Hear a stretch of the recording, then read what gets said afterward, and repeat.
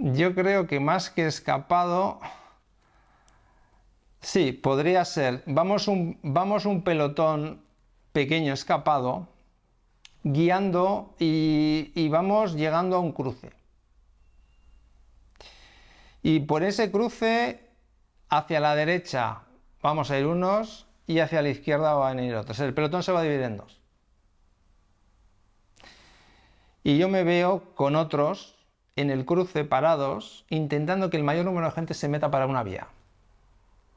Porque la otra, para mí personalmente, es un callejón sin salida.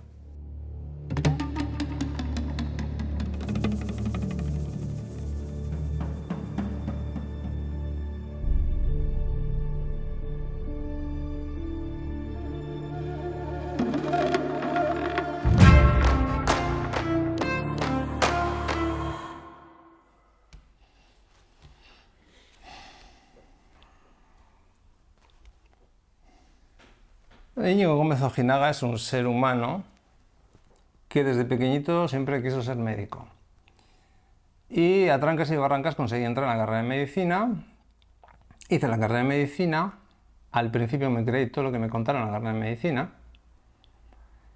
Y poco a poco me fui metiendo en el campo de la rehabilitación, que era lo que más me gustaba. Yo había sido ya ciclista, tenía contacto con el deporte. Me gustaban las terapias manuales. Y poco a poco me fui metiendo en el mundo de la osteopatía, en el mundo de la biomecánica más fina, la que no te enseñan en la carrera de medicina, pensando que era ahí un campo poco desarrollado desde la medicina y que podías aportar algo. En un momento determinado todo cambia bastante porque descubro que tengo una facilidad innata para detectar en el cuerpo energético del paciente cosas.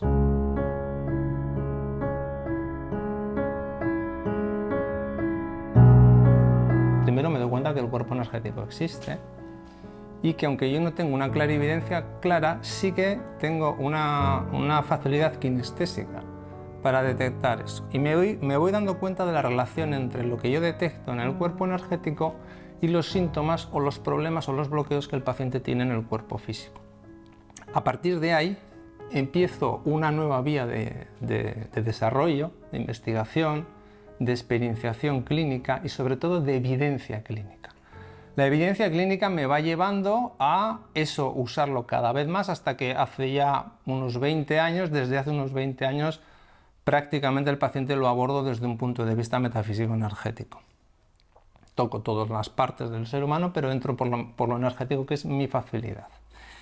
Bien, entonces eso se da progresivamente y hasta el año 2018-2019, pues bueno, yo veo que llego a un nivel, bueno, interesante, pero en la psique colectiva es una cosa que se acepta, pero digamos el dogmatismo oficial de la medicina oficialista, por llamarla de alguna manera, pues la gente está muy pegada a él y es muy difícil sacarle, porque claro, supone ver la vida de una manera muy distinta, hasta que, bueno, llega lo que llega en el 2020.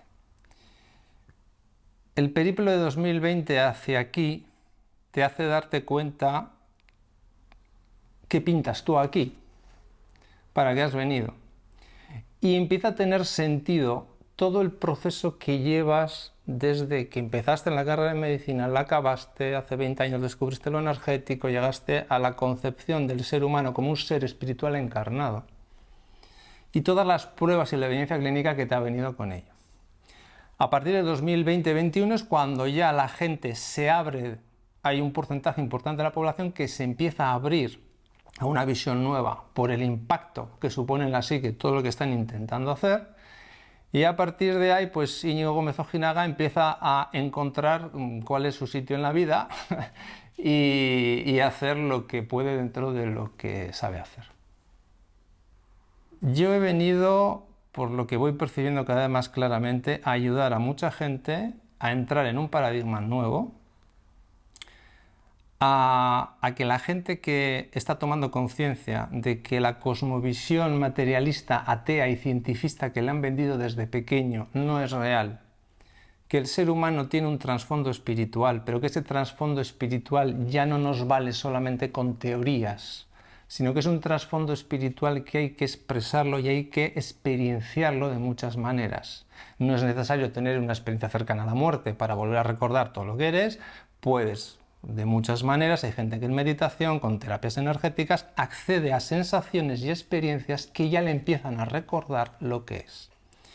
Toda esa gente que está en un proceso de empoderamiento es la que te acaba llegando a mí y supongo que a mucha más gente, que estamos aquí para afianzar ese proceso, darle confianza al paciente y animarle a que siga en ese proceso de empoderamiento más allá de las terapias, más allá de los procesos y mucho más allá del concepto de salud-enfermedad, que tampoco es como nos lo han contado. Sobre todo ha sido sangrante para mí el tema de las embarazadas y de los niños. Eso me ha parecido sangrante porque ya de por sí ha saltado por los aires lo que en medicina todavía funcionaba algo, que era el beneficio-riesgo. Ya, o sea, es una auténtica vergüenza y hemos hablado 4. Entonces quizás en general muy defraudado con el gremio, aunque yo ya sabía que la gente está donde está porque están 6 años de carrera más 4 especialidades o 5 el que la ha hecho, dogmatizándote y machacándote. Es como una especie de tratamiento MK Ultra o esto que dicen, te machacan para que no puedas pensar de una manera diferente a como ellos quieren que pienses.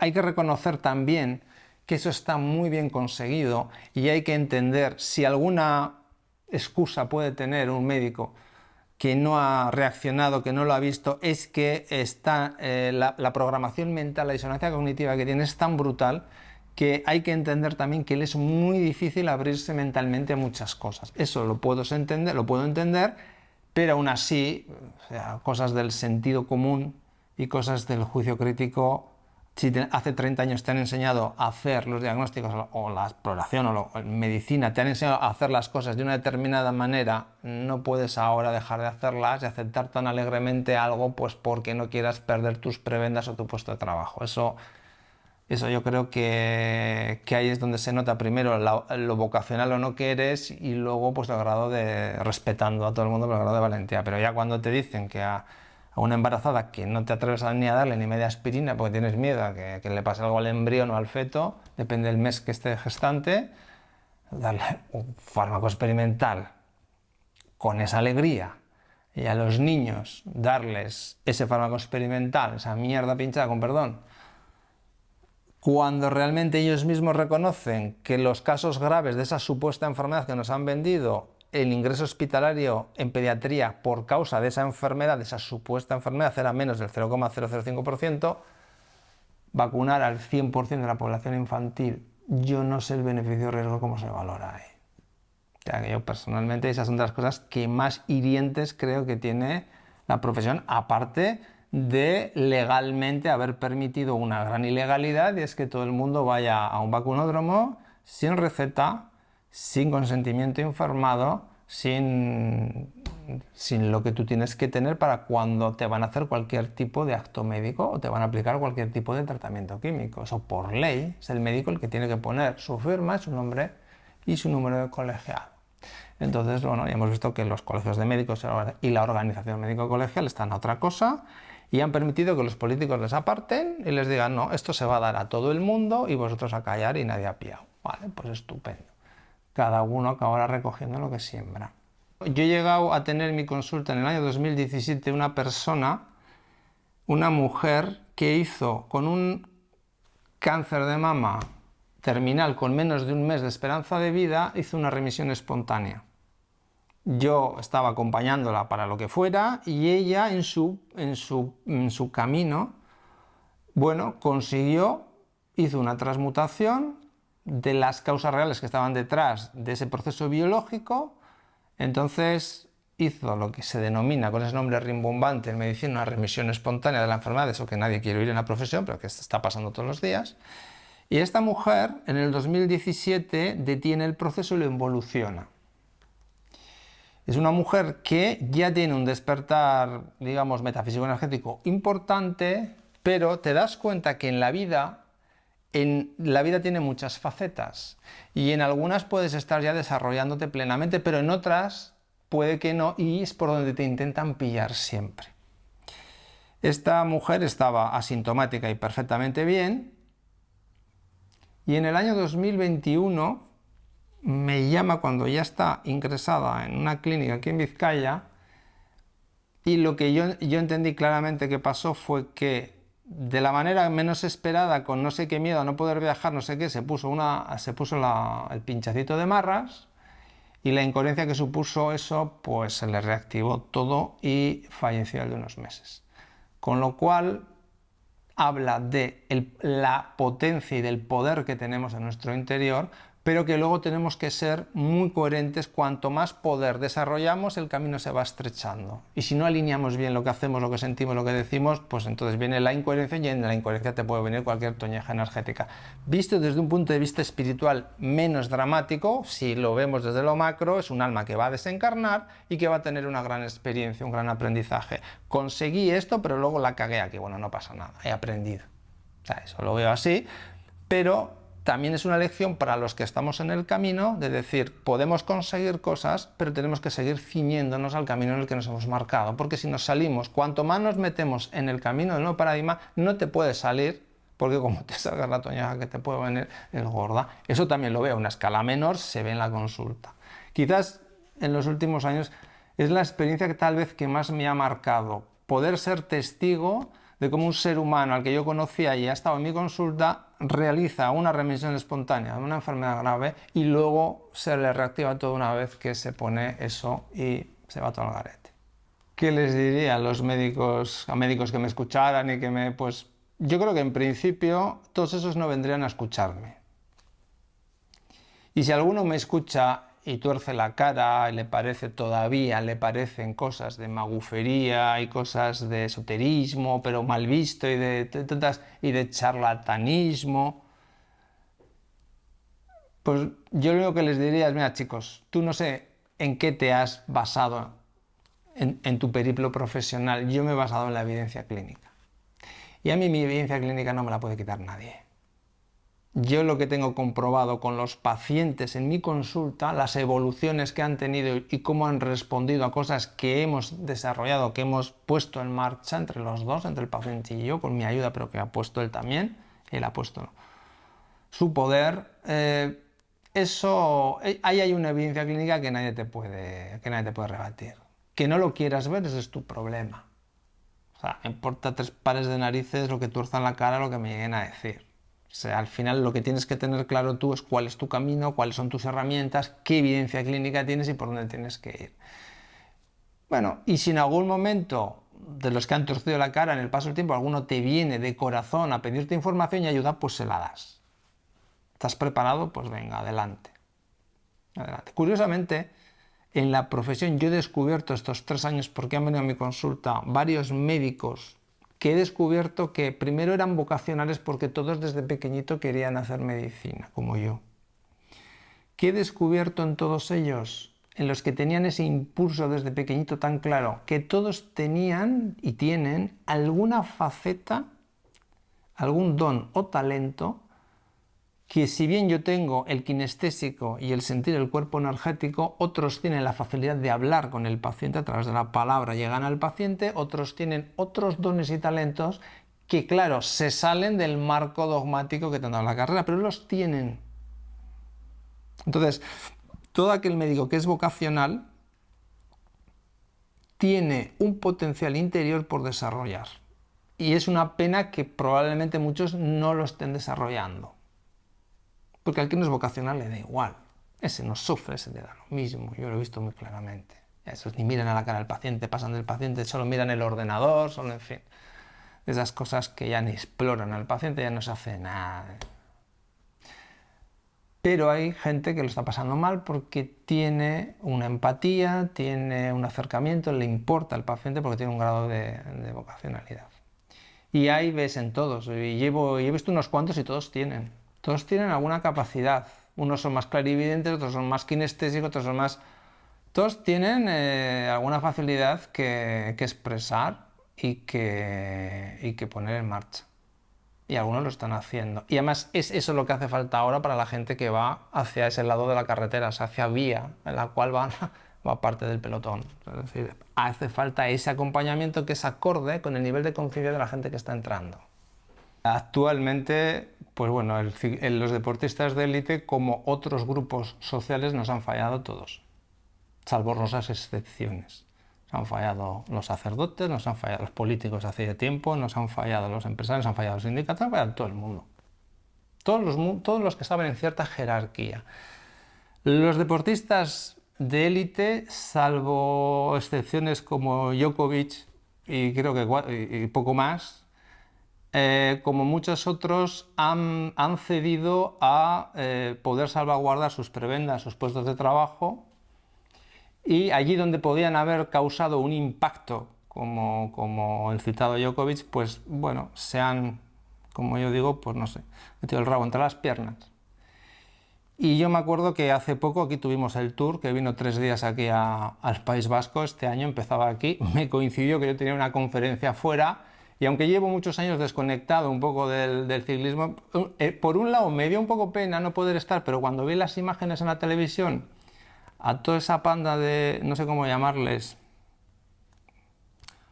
con la mascarilla puesta por la calle, a todos los corredores, a todos los estoy en la presentación allí, es vomitivo.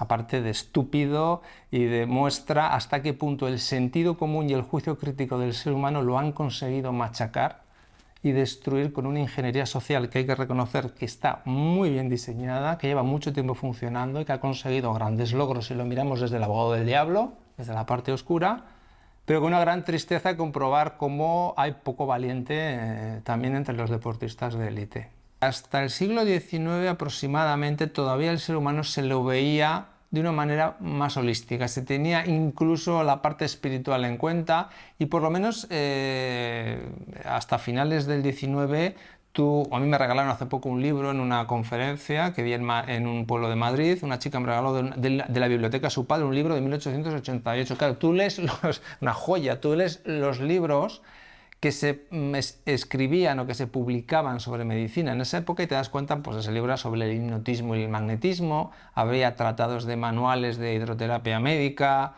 había tratados de principios prácticos de electricidad en medicina, es decir, había un enfoque amplio tanto del ser humano como de las posibilidades de actuar o de ayudarle con muchas terapias.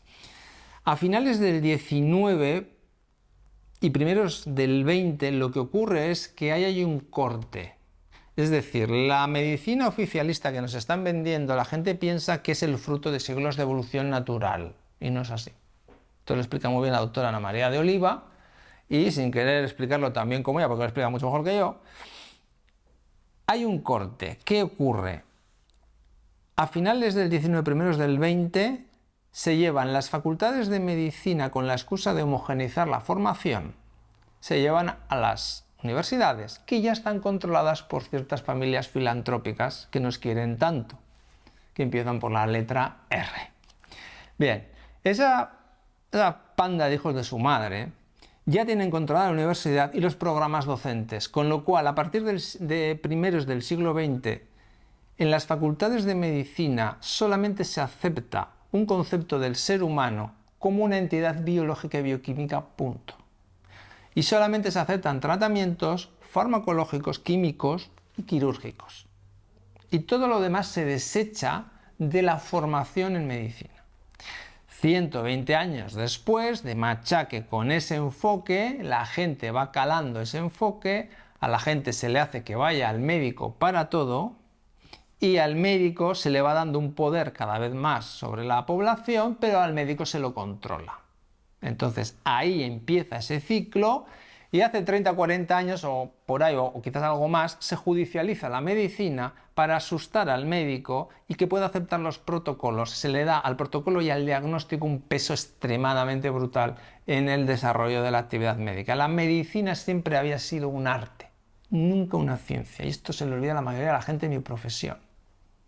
Desde los tiempos de Hipócrates. Hay que recordar que Hipócrates, sobre todo, era astrólogo.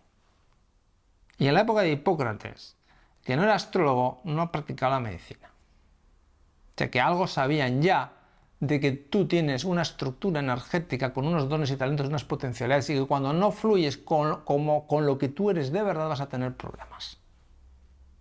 Ahora nos venden unos estereotipos de caca en el cual tienes que ser de lo políticamente correcto, te hablan de un montón de chorradas, bueno, todo ese ensuciamiento mental que nos meten para que la gente esté albardada, tontada y ha perdido el sentido común y el juicio crítico de las cosas. Y los médicos no nos hemos librado tampoco de eso. Pero ¿cuál es la diferencia? Que el médico está dogmatizado, ve una manera solamente de ver, el paciente está confiando todavía en el médico porque piensa que es el que sabe sobre su salud, el paciente además está asustado porque cree que la muerte es el fin, cuando la muerte no es el final de nada, y entonces es más fácil controlar el cotarro por una élite que lleva haciendo auténticas marranadas ya durante demasiado tiempo en esta tierra. Y que creo que afortunadamente se les va a ir acabando el chollo poco a poco. Ellos utilizan lo que saben que funciona, pero que a la masa, a la población humana, a los seres humanos encarnados, que están controlados y que intentan controlar, esclavizar, se les mantiene alejado de ese conocimiento.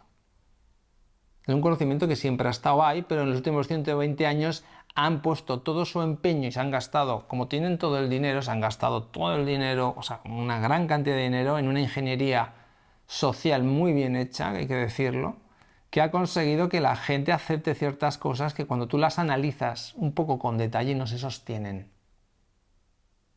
Pero claro, cuando tú en medicina das un diagnóstico, ¿de qué estás hablando?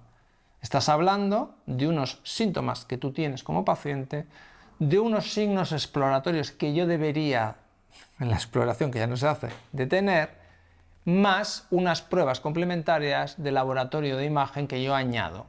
A todo ello le doy un nombre, pero ¿de qué estoy hablando? Estoy hablando de esas cosas. Pero ¿y por qué tengo yo esto, doctor? Esa es la pregunta que la gente no hace. El médico, en cuanto le acorralas con 4 preguntas inteligentes, no sabe por dónde salir, un médico alópata. Lo que pasa es que no está acostumbrado a que el paciente le haga preguntas. Y el paciente no está acostumbrado, no se atreve a hacerlas. Y si cuando está acorralado te saldrá con cualquier chorrada de que si es algo vírico, si es algo genético, chorradas de esas. No tienes ni idea. No tenemos, seamos honestos y digamos, mira, no lo sé, no sé por qué tienes esta enfermedad. Te puedo proponer maniobrar en ella con estos tratamientos o con estos. Y como me enseñaron a mí en la carrera, no hay enfermedades, hay pacientes. Eso se decía hace 30 años, estoy en la carrera de medicina, se ha desaparecido. Y el paciente, el médico propone y el paciente dispone. Eso también se decía en la carrera de medicina hace 30 años y ha desaparecido. Ahora tienes que hacer lo que te diga el médico. ¿Por qué? El médico está para proponer, no para imponer. Porque el médico vocacional sabe que si el paciente no pone su poder de alguna manera en lo que tú le estás ofreciendo, no va a funcionar. Y si le fuerzas algo, siempre va mal. Un médico vocacional con experiencia lo sabe. Yo creo que para los que tenemos claras las cosas, por lo menos a un nivel intelectual, y ya tenemos cierta experiencia también a un nivel energético y metafísico, el puerto ya lo estamos descendiendo. Vamos bajando un poco a tumba abierta, bueno, bajando bien, rapidito. El puerto lo hemos tenido, un puerto de categoría especial, lo hemos tenido de 2020 a 2021-22. A partir de ahora ya es cuesta abajo. Eso no significa que para mucha gente el puerto vaya a empezar ahora. Es decir, creo que para algunos ya tenemos bajada y llano hasta la meta y otros se van a encontrar pues con un muro, con un puerto especial o de primera categoría, lo que quieras, y que muchos están ya tan descojonados que no se van a poder subir. Es el problema. Creo que lo más importante ahora es que nos demos cuenta de que nos toca recordar lo que somos, experienciar lo que somos, cada uno de la mejor manera que pueda, recordar el legado de muchas generaciones, recoger lo más útil, lo más positivo, lo más beneficioso que tenemos como humanidad y llevarlo, desarrollarlo para crear algo nuevo. Estamos en un cambio de humanidad, estamos en un cambio de frecuencia vibracional, vamos a algo distinto y tenemos que recoger lo de nuestros ancestros para llevarlo más allá, no tener miedo en desarrollarlo. Vamos a crear probablemente una nueva sociedad, una nueva espiritualidad, vamos a crear cosas nuevas que están ahí en embrión todavía.